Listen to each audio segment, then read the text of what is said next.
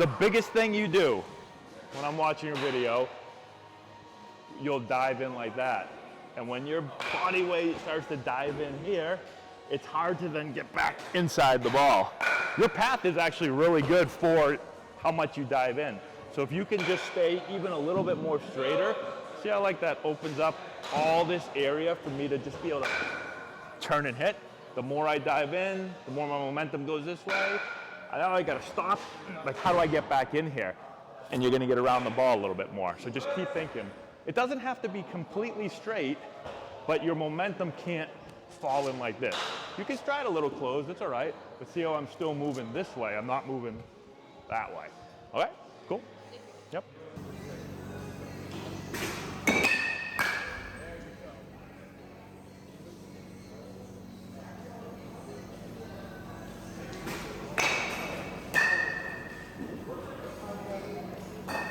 When you miss hit the ball, where's it go? On the ground. And where? Over there. When I look at your swing on video from right here, you pick this foot up and you are so far back like this that when you swing, you start to really go back. Your head, when you start to turn, pushes back even further. So if I'm going this way, your bat can't go, it can't go through the zone. Does that make sense? So you're here, you go back, and you start to swing, you're gonna run out of bat. You're gonna, if you just go like this, you're gonna just spin off the ball and hook everything there. So you gotta feel a little bit more like when you stride. I don't want you to jump forward, but you need to move just a little bit. Make sense? Be a little bit more forward with your move so you're not just stuck like this. You don't wanna have your knee over your foot or on this side of your foot. Definitely don't want to have your head back like this, okay? So I want you to do this for a few. I want you to put your feet together. I want you to think that you're gonna move into the ball a little bit more. Your belly button is literally gonna go forward, but see how it's still controlled? And then you're gonna turn and hit. And your barrel is gonna go through the zone longer. Try it. Does that make sense though?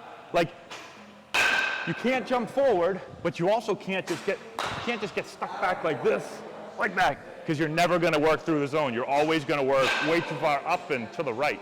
And you're going to roll over to second base all day long. Cool? All right. Just go a couple regular now, a couple regular. I'm going to give you guys, don't tell anyone else, I'm giving you guys the group of the week.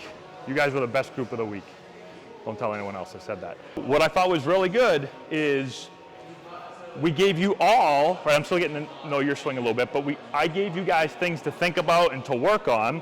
And first I saw you guys working on it. The second thing is, when you were working on it and maybe something didn't go right, you didn't hit a ball great, you didn't get flustered, you didn't show bad body language. I've talked to other groups about that, right?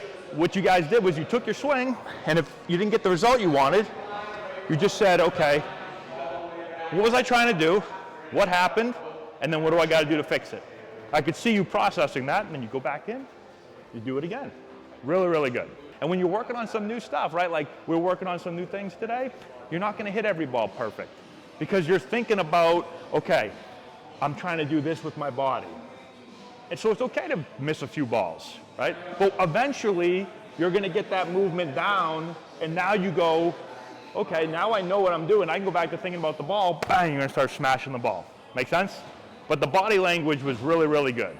Because I've seen some other groups so far when they don't hit a ball well, I gotta let everybody know about it. And instead of going through that thought process of what did I do? What do I gotta change? They go, oh man, I stink. Forget about what I'm working on. Let me just go back to hitting my normal way. All right? So I thought you guys were really, really good about that. So when you close yourself off and you're like this, right? All you're gonna do with your front shoulder is continue to fly open. And that's right now what you're trying to get away from doing. So that's why I think if you go a little open, you'll step and you'll be even, and that way it's not flying. You're gonna stay in the same line as your feet. You'll just keep staying right through the middle. I'm not telling you to do this to do it like in a game. Yeah. I'm telling you to do it because like my problem when I played, I did do this.